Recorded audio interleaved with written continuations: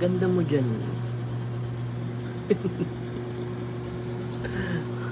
Anong ginagawa mo dyan? Ming na naman. Kakakain mo lang, di ba, Ming? Ganda mo dyan, oh. Ang ganda ni Ming. Ito. Mga pasaway nasa baba. Tulog. Maganda, oh. Mga ulog-ulog. Ayun pa yung isa nasa dulo. Yung isa nasa kama. Sarap ng buhay ng mga bagets. Habang naka-aircon.